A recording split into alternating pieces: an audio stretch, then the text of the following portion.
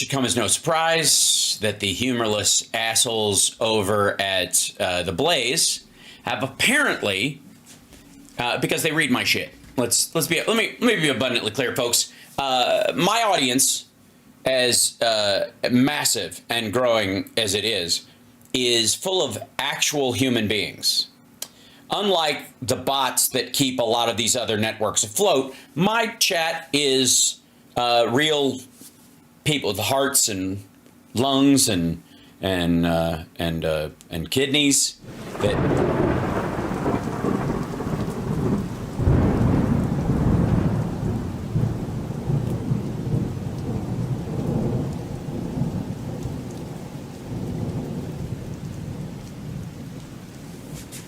The kidney has a very special place in the heart.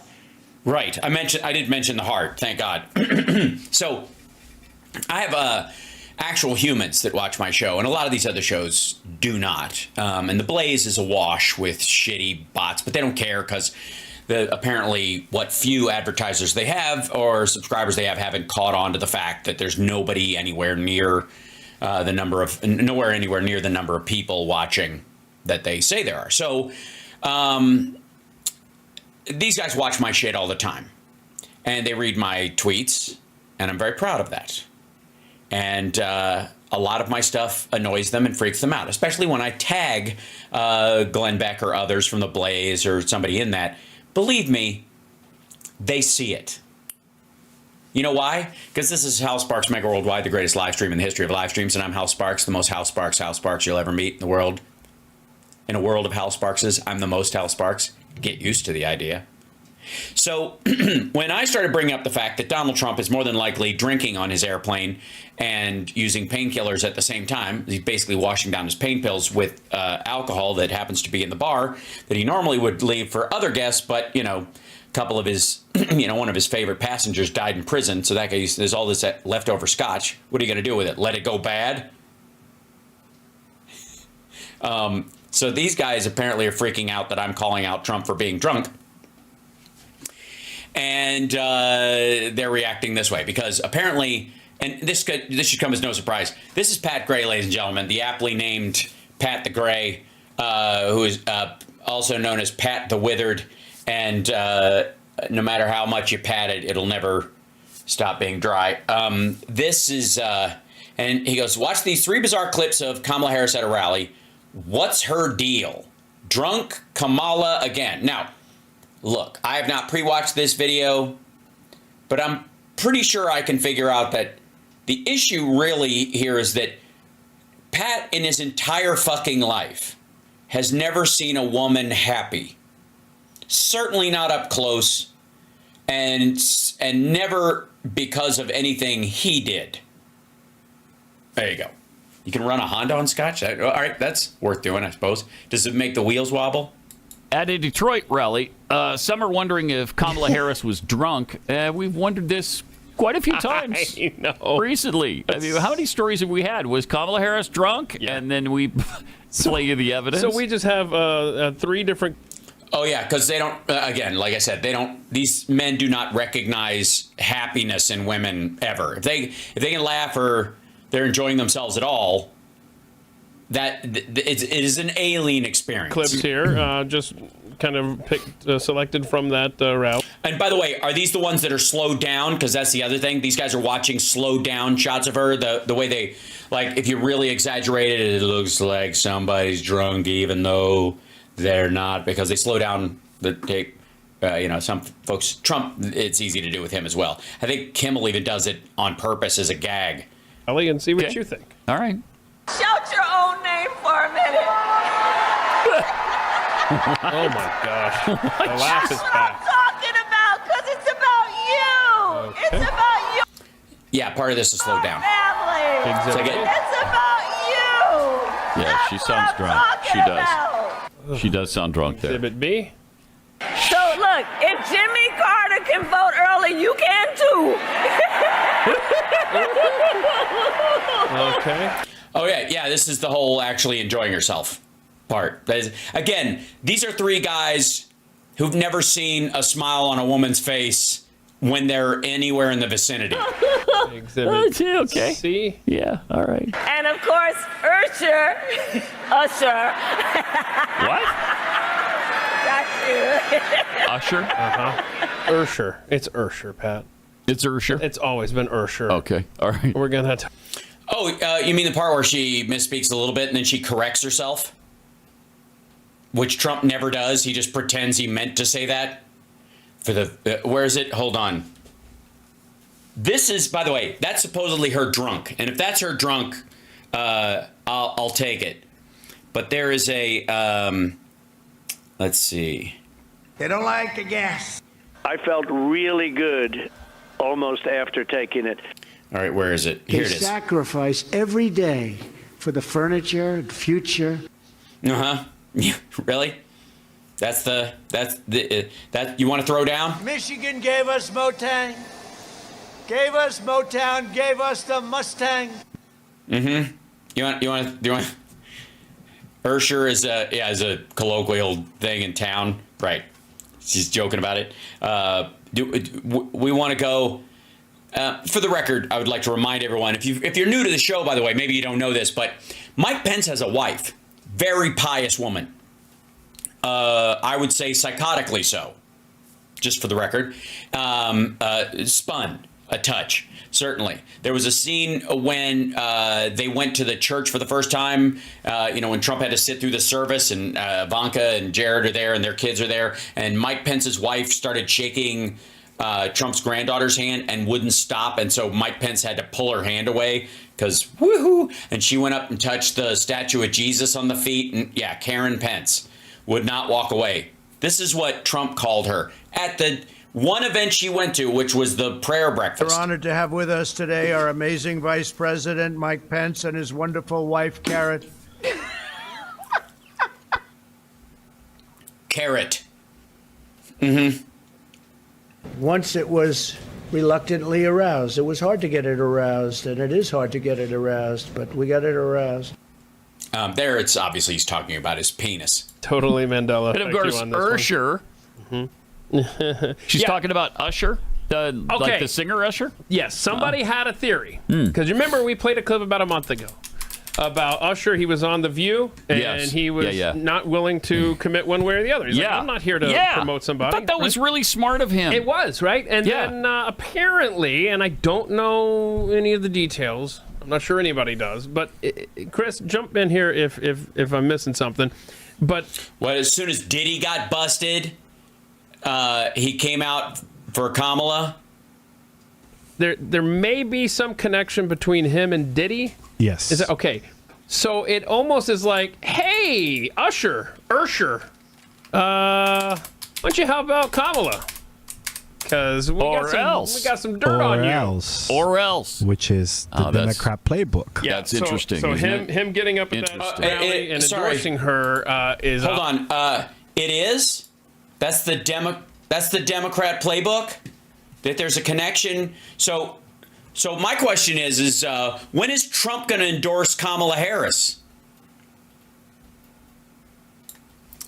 Just saying. You know what I mean?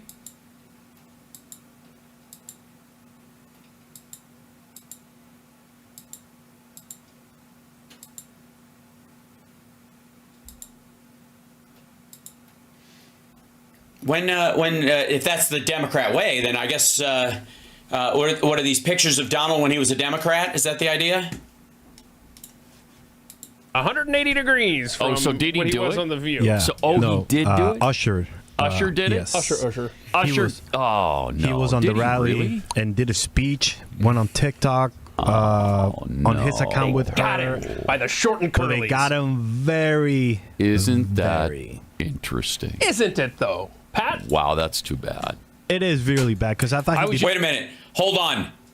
What do you mean too bad? There is no fucking way anybody on this show, except maybe like this douchebag from some song that played in high school, the engineer aside, will set him aside. Any of the hosts that are on this fucking show know a fucking Usher song. What are you talking about?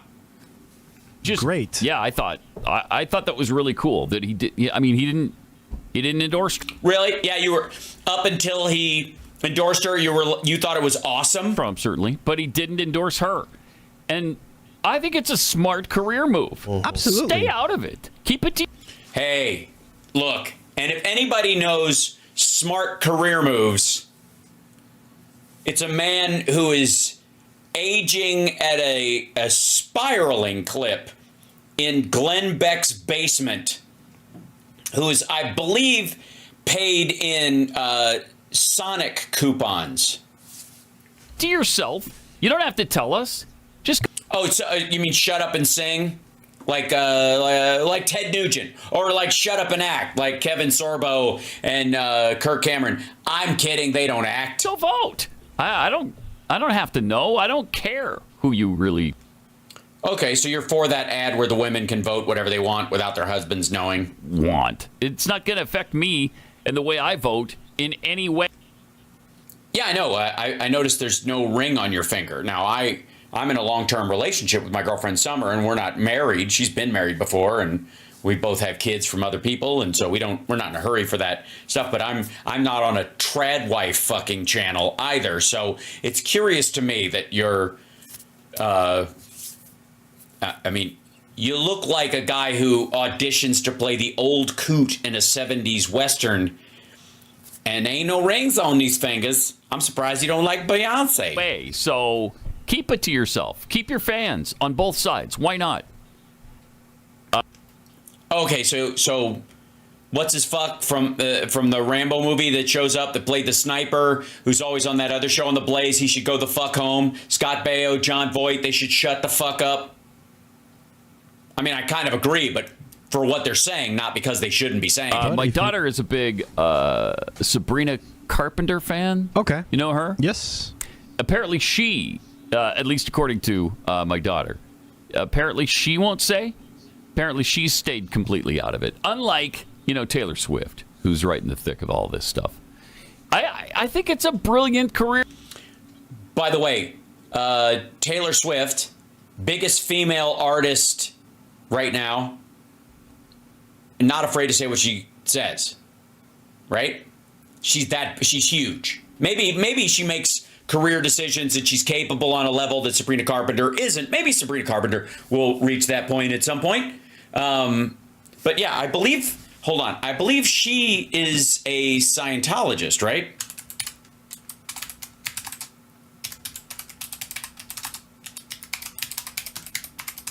Which I think they all stay out of it. Oh, no. Okay, she's not. If you didn't know her aunt. Oh, Nancy Cartwright is her aunt. That's why everybody thinks she is. She's the voice of Bart Simpson. That's why people think she's one. And there's some debate of whether she left it or she is it or whatever. Blind Item alleges Sabrina Carpenter's aunt, who is a Scientologist, the voice of Bart Simpson, is trying to force her to become the face of Scientology because she is one. They think she's getting she's getting a bump because the Scientologists are trying to lure her in, so they're helping her out, and going, "Hey, not only career move, keep out." She's in it. She's officially in it because I can only find that she's tangentially attached. Of it. That way, nobody gets pissed off at you. I mean, wait a minute. Sorry, the standard in life is no one gets pissed off at you? Sorry, is everybody at the Blaze a complete wuss? When we were in Top 40 Radio, you didn't want to offend anybody. Oh, there you go. There you go. Career advice. Thank you. Used to be in Top 40 Radio. Now he's in Glenn Beck's basement. Oh, my God, Colleen. Thank you for the super chat. That's so lovely. Thank you so much. I'm flabbergasted. Or you offended everybody. More like.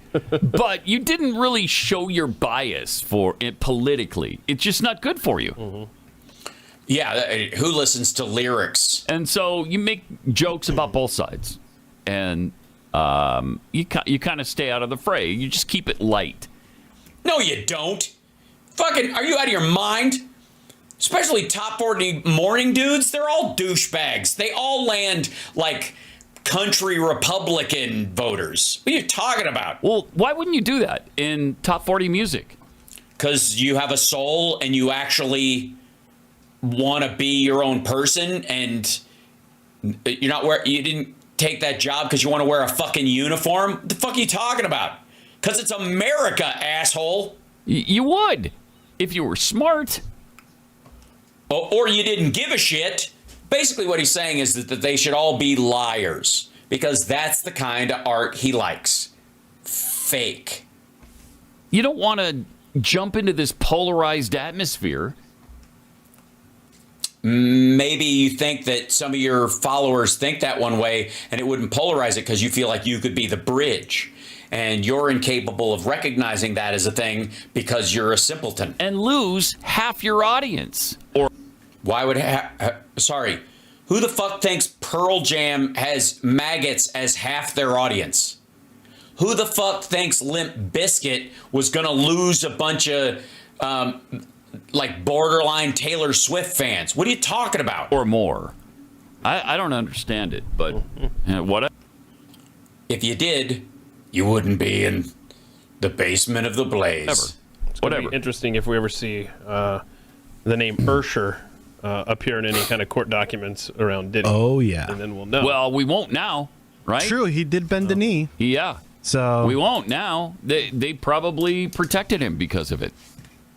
I'll bet that's what happened. Yeah, you think? Hey, you know what? We'll keep your name out of this whole Diddy thing if you endorse Kamala. Oh, yeah? Like anybody cares, though. Really?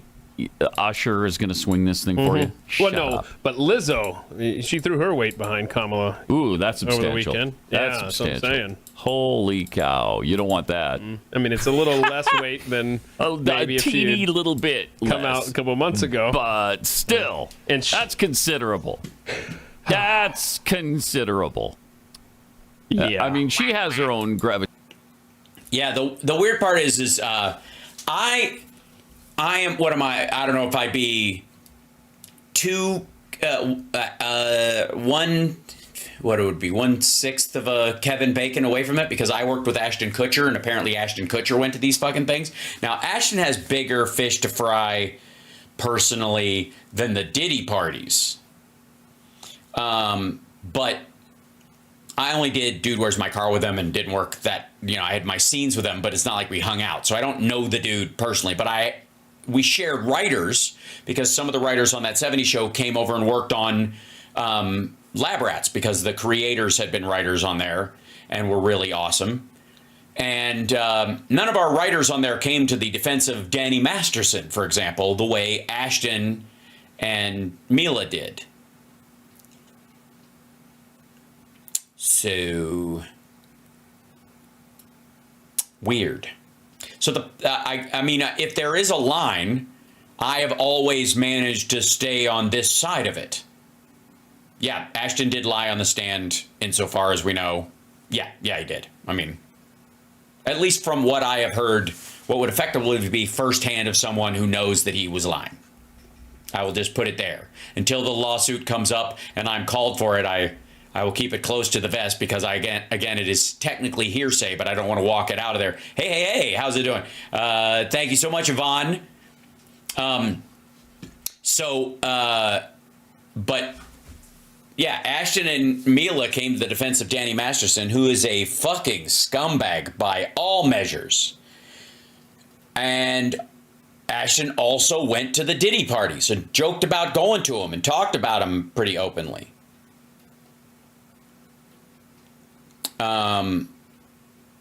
And I mean, I think one's enough. Two is pretty damning. Again, I can say that because I don't think Ashton's a fan of mine on any front. So, I doubt my criticisms of him have like any fucking impact. But I'm just saying. Gravitational pull, right? She's got her own gravity well. And so good for her. As we remember, her she's going so fast. That's why she's wide. Right. She's traveling. This is the fat jokes about Lizzo. Mm-hmm. And I'm sorry, who's your candidate again? Speed of light. Speed of light. And she's gaining mass as she gets closer to light speed. Well, she made a promise because obviously, we want change in America.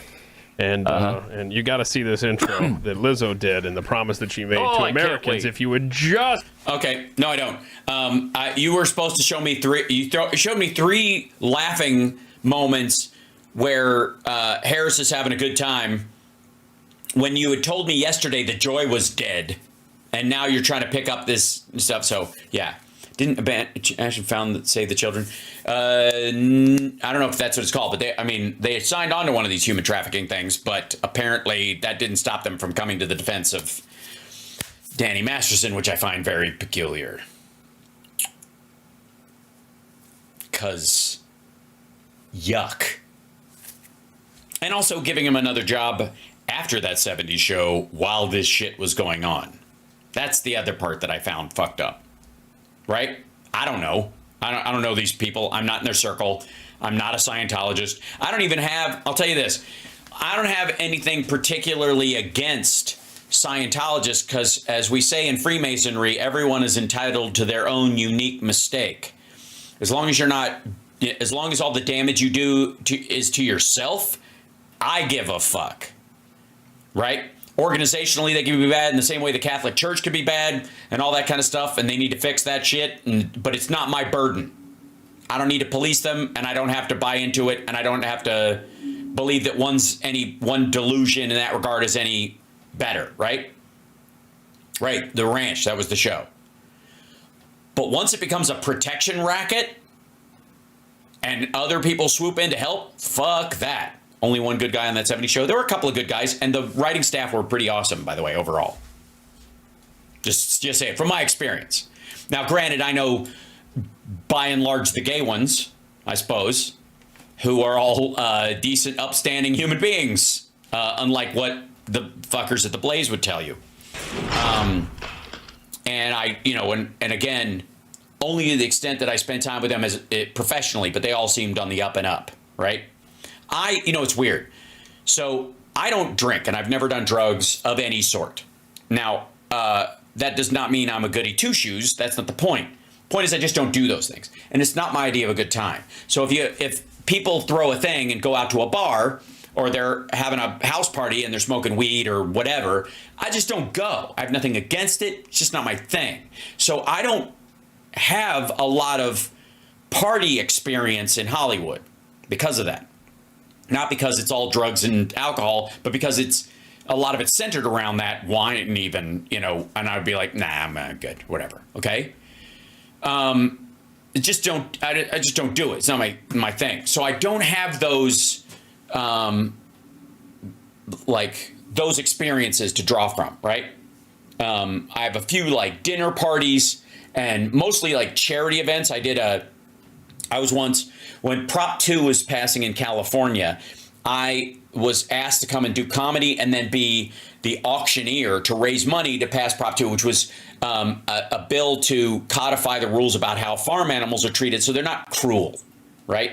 So you could still farm animals for food, but they're not tortured and they're taken good care of, and they can walk around and they're not kept in a fucking crate until their entire life, all that shit. That's what Prop 2 was for. And so they wanted somebody to raise money for it, right? That was what the whole thing was for. And so I was asked, because nobody else wants to do it ever, to be the auctioneer, to be the person who comes up and either works with a real auctioneer or does it themselves at a charity thing. I've done this so many fucking times. Maybe it's because I don't drink and I don't do drugs that I am the only person at that point in the evening that can still speak. So, they were expecting to raise $50,000, and I raised almost $250,000. So, So it kind of I was very proud of that fact. But that was at Ellen's house. And even though that was at Ellen's house and Portia was there with her, I met both of them for about an eighth of a second at the house. There's a bunch of people there, and a couple hundred people probably, and specifically, people keep going, hell's drug of choice is caffeine. All right, my intake of caffeine is max 150 to 200 milligrams a day. So simmer down. My dad used to drink a fucking pot of coffee before he went to work. And it's somewhere in the order of like 500 milligrams of caffeine rather. So it's calm. Is she a bitch? No, I don't know. That's the point. I've heard things about Ellen. I met her, for a couple seconds. Okay? Yes, I wasn't anyone to them. Well, I kind of was though, because again, I was, let me tell you something, kids. Oddly enough, and I'll wave to all the A-listers and their family who watch the show on the regular, because it gets back to me, and I appreciate you being here, and you don't have to be in the chat, and I know you're there. It's great. It really is. It's quite lovely. Awesome. But though I'm very proud of the fact that the work I've done so far has had by and large, every major project has been a step forward or an anchor, or a flag, I would say, that I place it. So the Queer as Folk, clearly substantial. Talk Soup obviously put me on the map, but Queer as Folk gave, my career some depth and resonance. That's never going to go away. I'm very proud of that fact, right? I go back and watch it. I will stay, and you know me as a person. If you watch this show, personality-wise, if you're used to me, go watch that guy. And I'm very proud of the acting work that I did and the value that show brought on top of it. It was politically valuable, but it wasn't, it done with a rubber mallet and crayons. It was very organic to the actual content. And then even on Lab Rats, I couldn't be prouder that we were a mixed race family and that, I got to be husband to Angel Parker, who played Tasha on that show. You know what I mean? The first, biracial couple on a American sitcom where we're the lead characters. It's pretty great. You know what I mean? And it was a big deal. For the best thing about Disney doing that show, we didn't talk about it. We just let it be. Let it be real. Let it be, let it exist. Do not explain it. Don't tap dance around it. No comment on it. Let it be. Because, you know what I mean? Like, I think that a lot of these situations, when they write about these things, the people in the scene are like describing their life instead of living their life. If that makes sense. When they do it, in these situations, so they go, as an Italian guy, it's weird having a Spanish wife because you're very loud, and my family is very loud, but it's a different kind of loud, wouldn't you say? And then their mothers walk in yelling about the exact same thing, and the audience laughs, and you go, oh, that's a joke on the thing. So they kind of just show it to you, right? I was on one episode of Grey's Anatomy. Everybody was really nice, but the best part about it was Jill, our prop person from Lab Rats, was working on the show, and I was just happy to see her. That was the best part about it. So the point being is that my career, it's very hard for me to pick another series that isn't a lateral move from those two great things. And even the I Love the 90s and stuff became like pivotal. Like you see people going, I grew up with these people or whatever, or even the Talk Soup references. There's a lot of stuff that I've done and it's fucking awesome, right?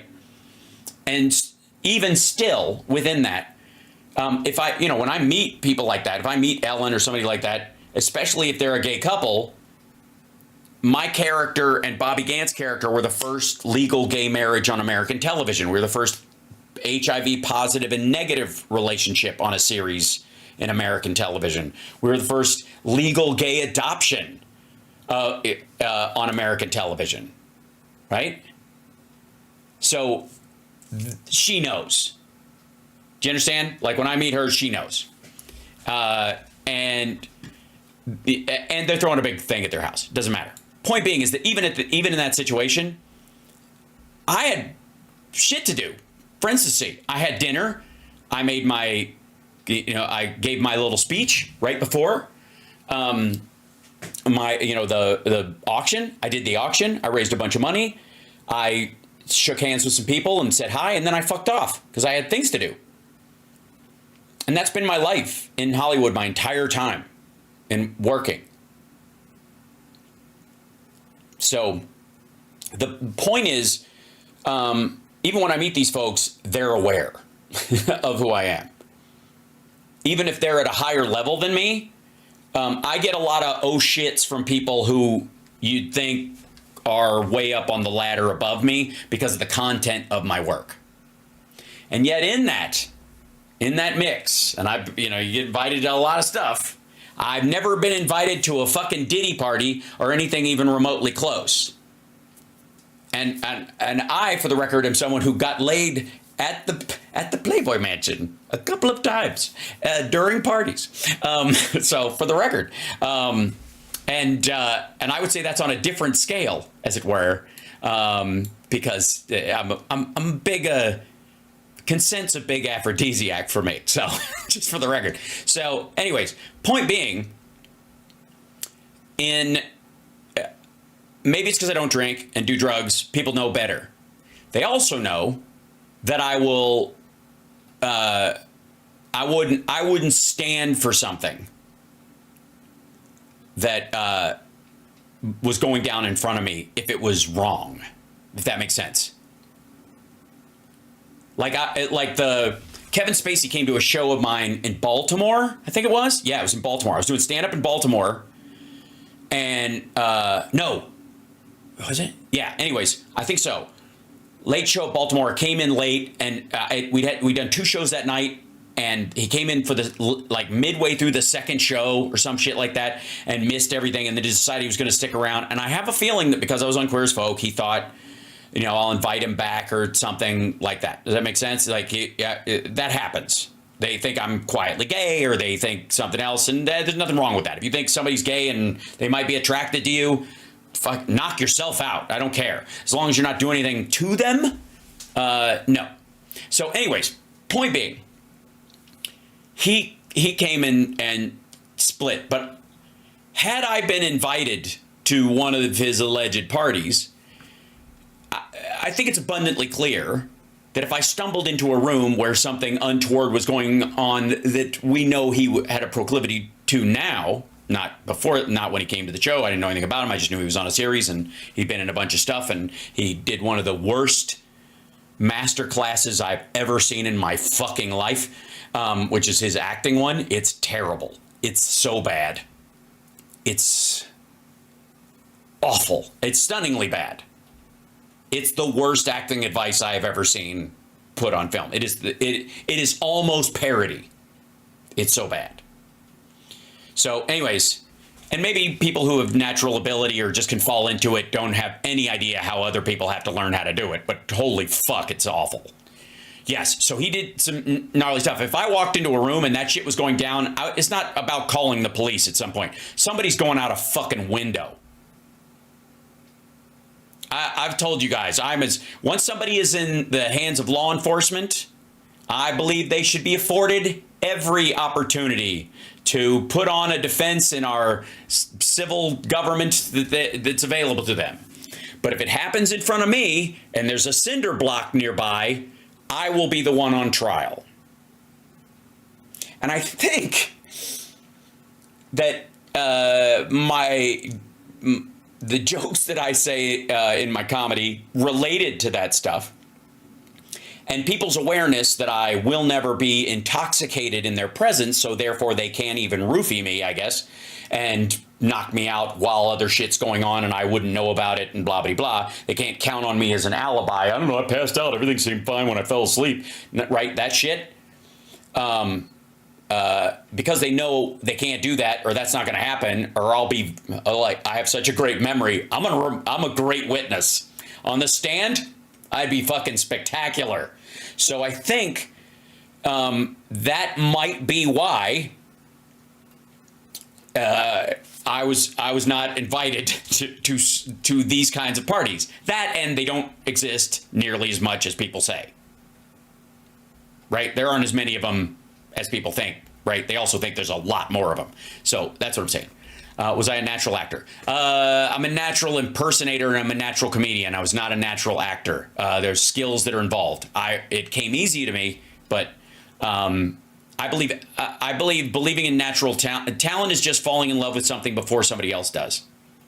That's all. A little kid who can play a piano and they're like, oh my God, they're a virtuoso. Well, that's because they fell in love with the piano 6 years ago and they were 3 years old and now they're 8 or 9 years old and you're like, you know, this kid's amazing. Well, you would be too if you did nothing but play the piano and eat juice, you know, like eat apple slices all day long, right? So, how can I tell a lie in real life? I mean, I think there's something to good actors are bad liars,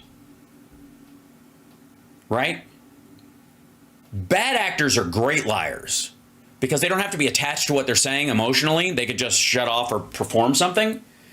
Presentational actors are great liars, but if you're a real an actor that infuses it, you're terrible at saying stuff that isn't true to you. Now, you can be a sociopath, I suppose, and trick yourself into believing what you're saying. That would be the way around it. Some great actors are also sociopaths, right? Like any other CEOs or fucking politicians or something like that. I'm sure a bunch of them exist, right? So, but yeah, everything's a skill. And again, an amateur can do anything a professional can do. A professional can just do it again tomorrow. And that's especially when it comes to singing or acting, right? Yes, I was, Pam. I was there. Yes, I was there with Sharon Tate and the Mamas and the Papas. I've aged very well. I have a picture of myself in my attic, and it looks like Pat Gray. Anyways, fuck these guys. It was just a side conversation. It was actually kind of. I hope you guys don't mind. But shall we move on with the show? Or sorry if I buried you guys in anecdotes, but it's kind of crucial to this because I've often thought about I hear all the pejoratives about Hollywood and what it's supposedly like and all this shit. And I gotta say, it's never been my experience. I have met some of the best people in my life in LA. I have some of the deepest friendships. My buddy Brooks is one of the most caring, consistent, sweet, and abiding human beings I've ever met in my fucking life. And I met him in LA, and we were both, working to be actors and stuff. He's an actor and a stuntman, and he's friggin' terrific. Everything that went south that I experienced was strictly business or shitty personality stuff that would exist anywhere else. You know what I mean? Like if it was just some dick in your office that, is just trying to get a promotion over you, that kind of shit happens everywhere. It's not special. Brando said acting was lying. It's because Brando was a shitty actor. Yeah, I said it. You want to throw down? Marlon Brando was a crap actor. He just had a style that was different from everything else at the right time. He lucked into it. There were tons of people around him who were more naturalistic. They just weren't the part at the time. Fuck him.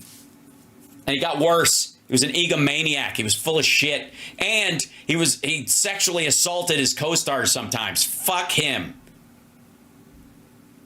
No. I'll tell you what. I don't even consider you a good actor if you're just kind of the person and all they do is just unleash you on the scene. Especially if you got a fucking earpiece in and they're feeding you the fucking lines. Go watch Heart of Darkness, the documentary about, what was it, Apocalypse Now? Where he's got a fucking earpiece in because he shows. All right, you guys know this story? God damn. So he signs a contract that he's doing it to Apocalypse Now for like $1 million. He's gonna play Kurtz, and I'll butcher the actual numbers, but it's about this, and he has to be finished by a certain day. They're gonna shoot for 3 months. He's got to be finished on a certain date, by hook or by fucking crook, right? And if every day after that he gets $100,000 or some shit like that. And they forgot to put the people in the production thought, okay, well, 3 months is fucking plenty. Like, his stuff isn't even that big a deal. We'll get it done early. We'll get him out. And then he didn't show up, and he disappeared. And he didn't show up till like, I think they had like 2 weeks left of shooting, and he shows up and he's like 160 pounds overweight. He was supposed to be like all narrow and skinny because Kurtz in the thing was like, it was almost like he's like the starving Buddha in the book, right? And again, Godfather was sold in the soundtrack and the edit. Fuck off with that nonsense. Island Dr. Moreau, what a fucking mess. Excuse to walk around in a muumuu. Watch, what's the fucking, the movie, well, anyways, let me finish this. So they're feeding him lines through an earpiece in his ear, right? And they have to, like, all of his shots are this way because you'll see that he's got an earpiece in. And they're telling, or they're sitting off lines like a fucking child. Hells, where's your Oscar, your Emmy? I'm not dead yet, motherfucker. I'm 55. I didn't even break into like my acting career till I was 30. And I've been largely on television, so there. And if you want to ask me why Queer as Folk didn't get an Emmy, why do you think nobody, not even me, Sharon Gless, we weren't even fucking nominated? Why do you think that was? You think it was because we were behind the times? Please. Fuck him. The woman he brought... All right. Marlon Brando brought up... clip this shit. I need the publicity. Marlon Brando brought a woman up, a Native American woman to accept his Oscar because, goddamn... She's not even... She was Italian, I think. She was like the Indian in the fucking litter commercials. She wasn't even a Native American. Today is Native American Heritage Month. I'll fucking plant that flag, too. Get out of here. He was terrible. You don't have to be fed your lines unless you're a fucking toddler. Memorize your shit. Hit your mark and bark. And then you've got skill. Good Lord. So, anyways, he shows up late because they didn't put in a start date, a guaranteed start date on his fucking thing. So he waited till it was 2 weeks, so he knew they'd be late. So, and then he dragged ass, didn't know the lines. So they were able to, like... For real, like they had to go over, and they were just fucking losing money because he was like, every day I stay here and I don't do anything, they have to let me go, and they got to get their part because they're already fucked. Rest of the movie's in the can. They're screwed without this. They can't come back. They're just burning fucking money on this asshole. And then my favorite moment is he literally goes, at one point he's talking, he's like, I swallowed a bug. Because a bug flew in his fucking mouth. And probably the biggest dick move, and this is what made me hate him. This is what made me hate him. Was in that movie, you can watch him, yes, Marlon Brando. It was the fact that I think it was like Last Tango in Paris where he raped his co-star. But I didn't know this up till this point. I was happy to find out my radar about him as a human being was spot on. Was when he's improvising dialogue, and they're trying to come with, he goes, they got this fucking, the lighting's on him, and he's sitting leaning up against this wall, and he goes, I can't think of any more dialogue today. And he just walks off. And if he'd have just said, I can't think of anything else to say, and left, you could have even used the line in the movie. But since he says dialogue, you can't, which means he did it on fucking purpose. No. Jesus Christ. I recognize functional talent in a certain circumstance. That doesn't mean I have to like it. And there's a lot of talented people out there with none of that fucking baggage. That's why I don't even bring this shit up most of the time. I'd rather talk about people I love. God damn it. But I'm going to wait to talk about Terry Garr until after the election so we can all breathe deep while we talk about how fucking wonderful she was. And what a joy. And what a hard worker.